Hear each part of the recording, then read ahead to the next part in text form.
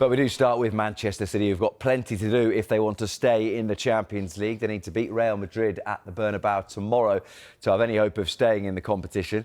Pep Guardiola's side trail 3-2 going into the playoff second leg. Ben Ransom is in Madrid and he's watching Carlo Ancelotti's side train this morning.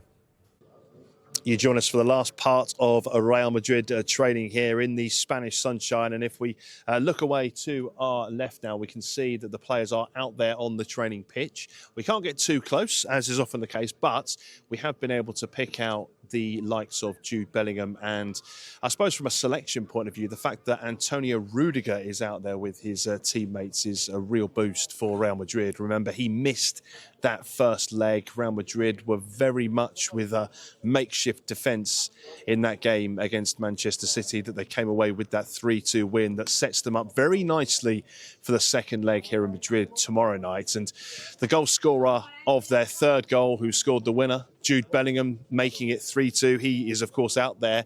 That's despite all the furore around him here in Spain this week. Remember, he was sent off at the weekend for using foul and abusive language during Real Madrid's draw with Osasuna. And he's facing up to, would you believe, a 12-match ban for that.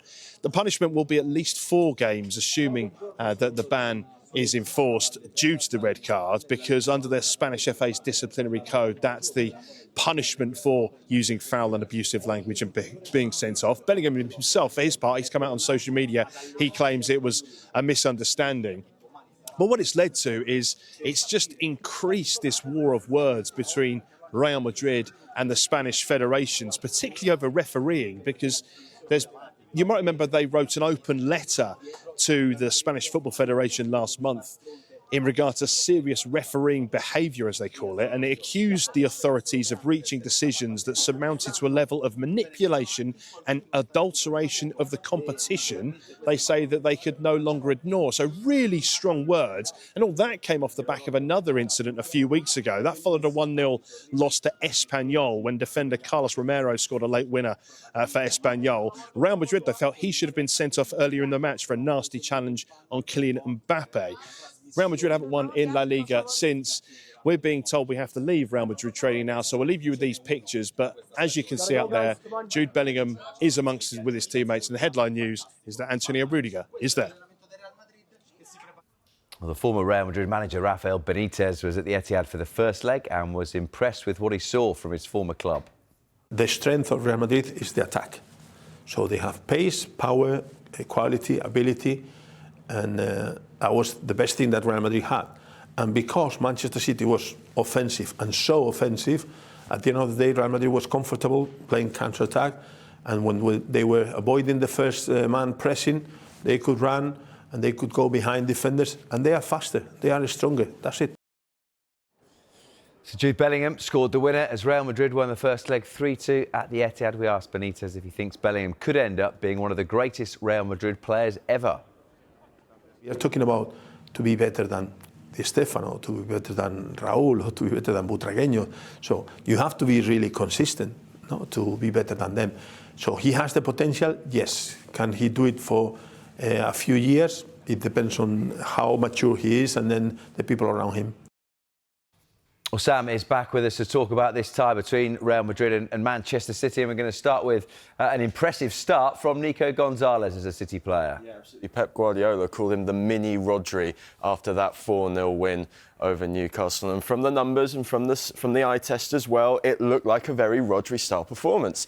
Completed more passes than anyone on the pitch, with the best, second best passing accuracy as well. But it wasn't just the passes he made; it's where he made them in the final third. How many times have we seen Rodri break the line, move the ball from side to side really well? That was what Nico Gonzalez did really well against Newcastle. Obviously, really good off the ball as well, with doing really well in tackles and duels. So he's got that Rodri ability to break up the play. And if we can see from the pass map between them, they've actually, played in the very similar position. This is Rodri's sort of passes received last season, where City players like to find him.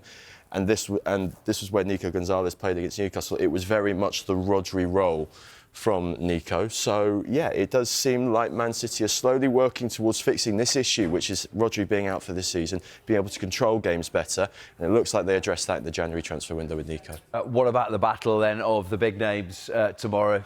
Erling Haaland against Kylian Mbappe. Yeah, these two have been sort of paired together since they were teenagers almost. You know, Haaland and Mbappe, the two best strikers in the world. It was also quite telling that these two also opened the scoring for their respective clubs in the first leg. Now, in terms of who's having the better season in the Champions League, well, Haaland's doing much better, twice as much on, twice as good on the goal front. He's also more sort of clinical than Mbappe this season in terms of XG. Mbappe should really have 2 more goals on the basis of that XG underperformance, we should say.